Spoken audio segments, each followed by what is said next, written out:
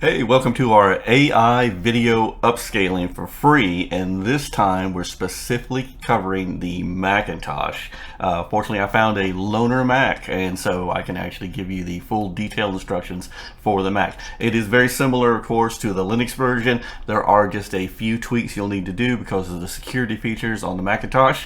So let's get started. The very first thing we want to do is I am going to create a new file folder that we're going to store our programs and the upscale video in. So I'm going to do a Shift Control N, and it's created a new folder. By the way, you could also do File and a new folder. And I'm going to come over here and I'm going to rename this to Waifu 2X. There we go. So we got our folder created. Now the next thing we need to do is go ahead and download all of the software that we're going to need. And there's two different websites here. And by the way, the links to all of these will be in the description down below. But this is the Waifu 2X Vulkan implementation, which means it runs under any graphic card that supports Vulkan, which can be Intel, AMD, NVIDIA. So this gives you a really broad coverage. And most importantly, they have a specific Mac OS version here. So I'm going to click on this to download it. And by the way, if it prompts, hey, should I be allowed to download from GitHub, say yes. And so now we've got that downloaded. Then we're going to need a couple of tools over here from ffmpeg. And ffmpeg, by the way, is a very popular open source video editing program. And so we're going to come over here. Of course, we're going to select Mac. Come down here to the Mac 64-bit, and we're going to need two programs from here. One is the actual ffmpeg, and so I'm going to click download as zip, and off it goes. And then we're also going to need ffprobe. ffprobe actually gives you information about video files, and we're going to need that information a little bit later on. So I'm going to click on that, and off it goes to download. So I think we're pretty much done with downloading all the programs that we need, but now we need to set up our security on the system so we can use the command line. So what I'm going to do is I'm going to come down here and I'm going to use system settings, open that up, and what we want to do is we want to go to privacy and security and full disk access, click on that, and then I'm going to click the plus sign. Of course, I'll need to put in my password in order to verify this change. And what we're going to do is I'm going to scroll down here in my apps folder until I find the terminal program. And it, by the way, it's already in utilities. If you start off in applications, you'll need to scroll down and find utilities and then go in from there.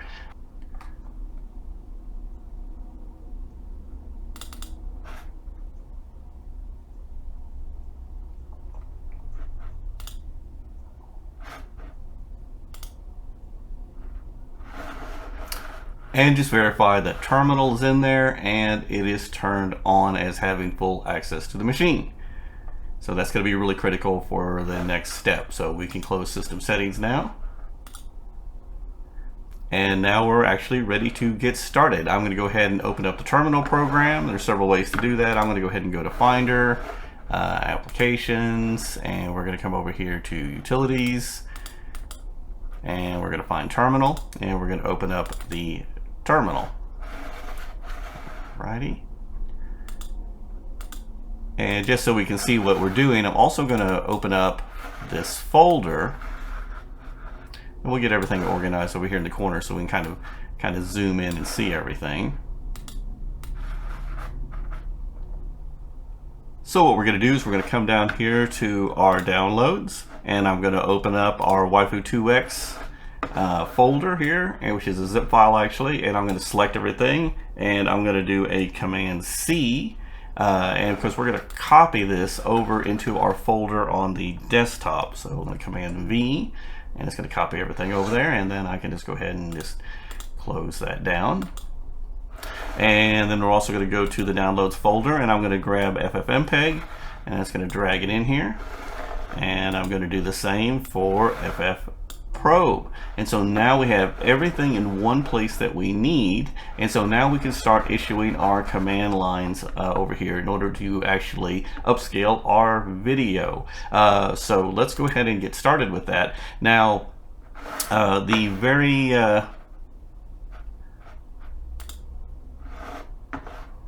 one thing that we're going to need to do is make sure that Mac OS allows us to issue these various commands.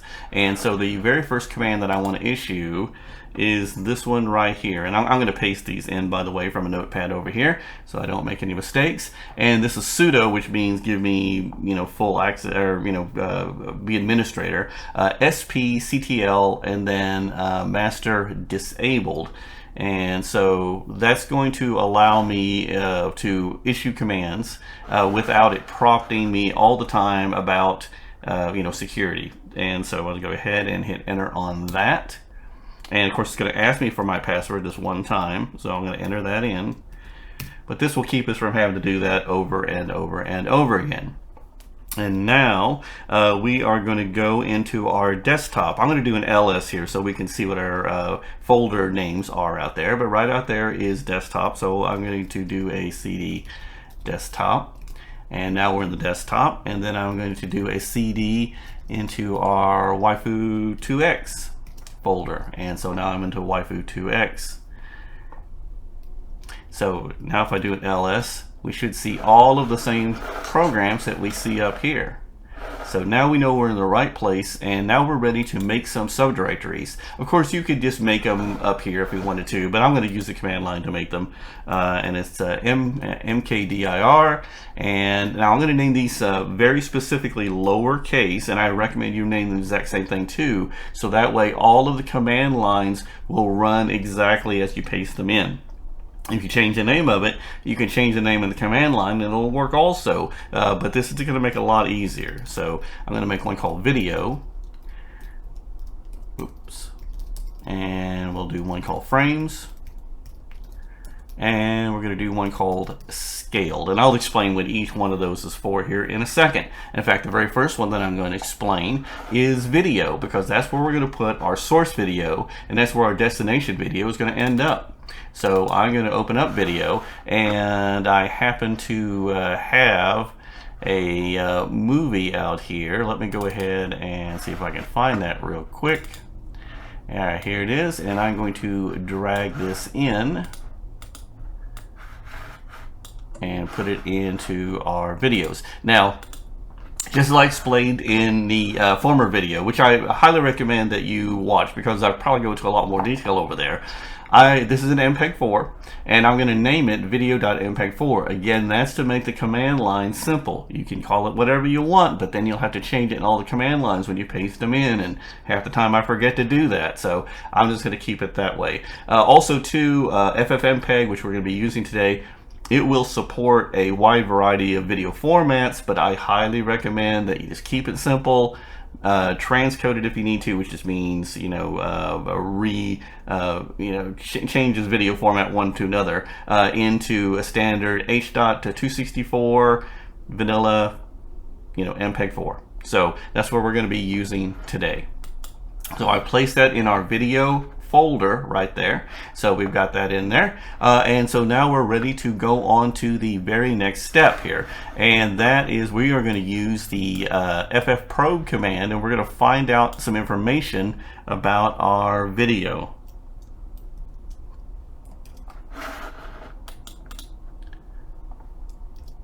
There we go. And so this is period front slash here ffprobe video, because remember we're in this video folder, video.mpeg4, right? And of course, if you change the name of your video, or if it's a .mov or something you want to use it, you would change it right here. All right, and I'm just going to hit enter on that. It's going to take just a second here. And now it's brought up some good interesting information about this video. Notice, for instance, this video is encoded in H.264. It is a very low resolution there. It's 322 by 240. But what I'm really looking for is this 29.97 frames per second. Okay, now your video may well be something different. If it says 30 or 12 or 15 or whatever it is, 60, you know, those are all valid numbers. In fact, whatever number it is, just whatever number it is. And we'll need to know that number whenever we do our what we call re-encoding step. What we're going to do is we're going to take our video and we're going to make it into a whole series of pictures, one for every frame of the video.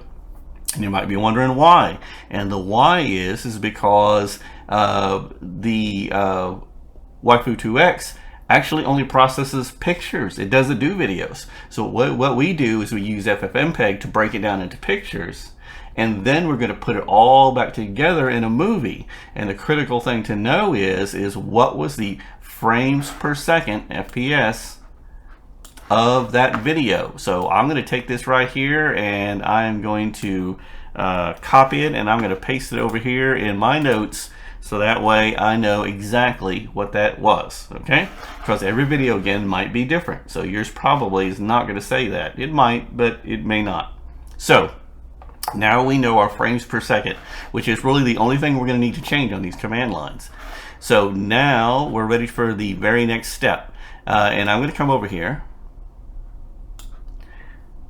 And we are going to paste in our next command. And it's going to be ffmpeg. -I stands for the input. So this is where it's going to get its information from. And of course, video/video.mpeg4, right? Sound familiar? Okay.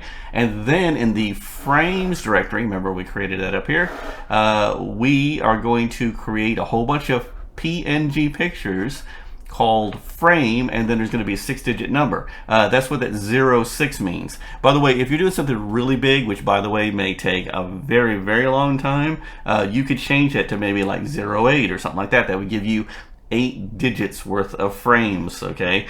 So you could, you know, 6 is going to give you what, 999,999. It obviously did 8. You could tack on a couple more 9s in there as far as the number of frames.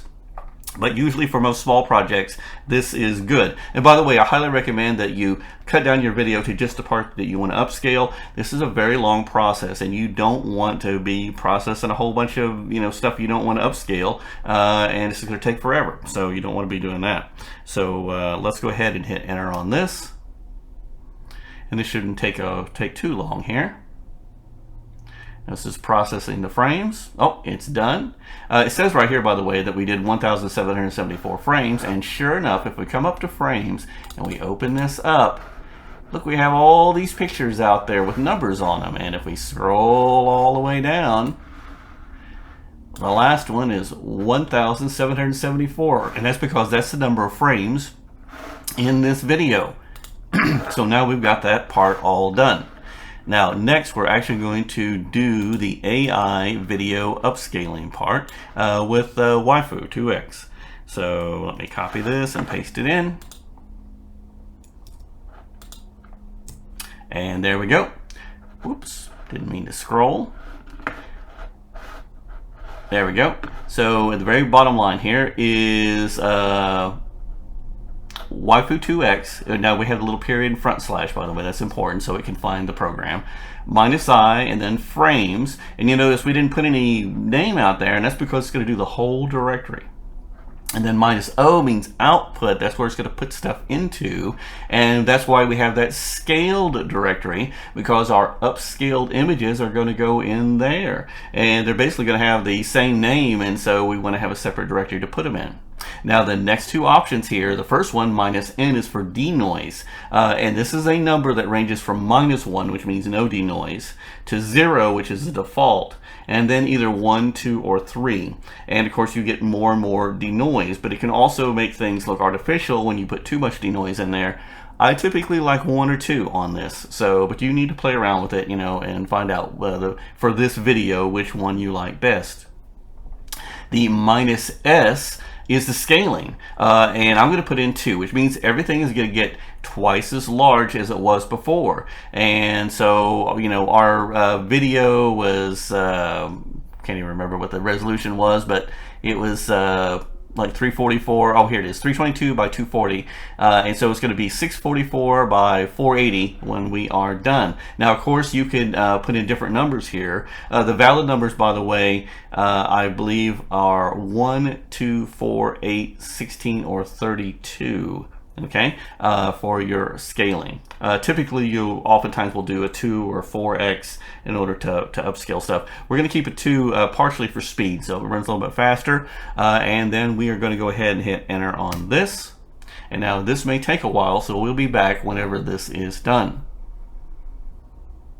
Okay, and now it's all done. That took about 2 or 3 minutes. On this M1 Mac with 8 gigs of RAM. And so now if we come into our scaled directory, all of a sudden it's filled. And once again, we have frame 1 all the way down to frame 1774, which is all of our frames. So now all we need to do is put our video back together. However, we got one important step that we need to do before we do that, and that is we need to get the audio out of our current movie and store it separately so we can merge it back in with all of those pictures. So let's take a look at that command. This is ffmpeg. -I is input, of course, video, and that video.mpeg4. And then also in the video directory, we're going to store a file called audio.mpeg3. And let's go ahead and hit enter on that. It'll take just a second. Now it's extracted the audio out of our video. So now we have both the audio part and all of the photos, which are in scaled, that we're actually going to put together to make our final video. So let's go ahead and piece it all back together with this command here. And I'm going to hit enter a couple of times to get a little bit of space, and we're going to paste it in. And now let's take a look at this guy here. Don't hit enter on this guy yet. So we've got ffmpeg and the -f image. It's kind of a placeholder right now. But notice here it says frame rate 24. Okay, well, gee, that's not the frame rate or the frames per second that were in our original video. So we definitely need to change that. So I'm going to use my little arrow key, and I'm going to arrow all the way back over there. And I'm going to put in the original frame rate. And this is super important because otherwise it's going to interpret those photos wrong. It's going to assume there were 24 of them every second. And of course there weren't. There were 29.97. And that's going to throw off your video. So it's going to cause a big problem. So we got that one fixed. Now, of course, our -I, our input, right, is scaled. Remember, that's our upscaled pictures. And here's that frames, you know, with those numbers in there, right?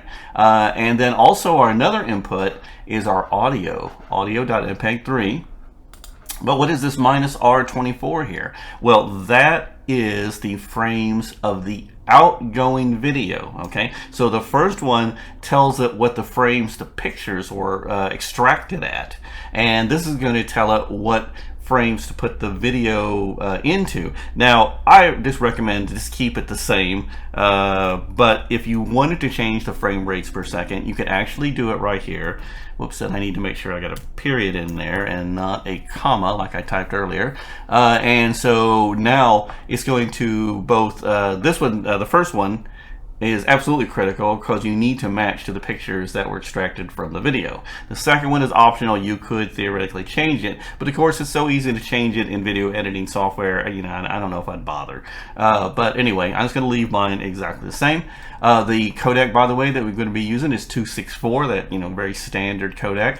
The CFR is a quality setting. How much is going to compress the video, and of course if you compress it a lot, it's going to make the video smaller, but it's going to, you know, introduce grain and weird colors and stuff like that, and, you know, very slightly, but it's, you know, can be noticeable. This is going to be a number, by the way, from 0, which means lossless, which means we're not going to compress anything. We're just going to keep everything exactly the same, and, you know, but our video is going to be much larger in size. Now it can go all the way up to 51, which is going to be super high compression, and I believe the default is 24, something like that, somewhere right in the middle, obviously. And I like to set a little bit better than the default, so I'm going to do a 16 here. Of course, you can play around with this for, you know, it's a size and quality trade-off. But I'm going to leave it at 16. I think that's a good compromise between size and quality. And then of course we got our /video upscale.mpeg4. That's going to be our final video when we are done. So I am going to hit enter on this now that we've made our critical frame rate change. And again, you must change that first one unless it's magically 24 for some reason. And so we're going to process this. It should not take very long here. Of course, this is a fairly short video.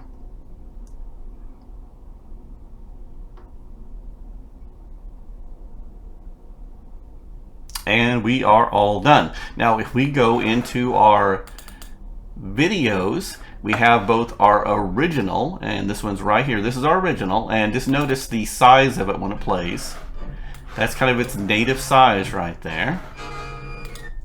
And here is our upscaled one, which of course is twice as large in every direction here. There we go. And of course it's done the AI upscaling. And of course also, by the way, we also have that audio.mpeg3 file in here that we created as part of the process. And well, that's it. That's how you can use the free AI video upscaling in Waifu 2X. And so I hope you enjoyed the video, and I'll talk to you next time.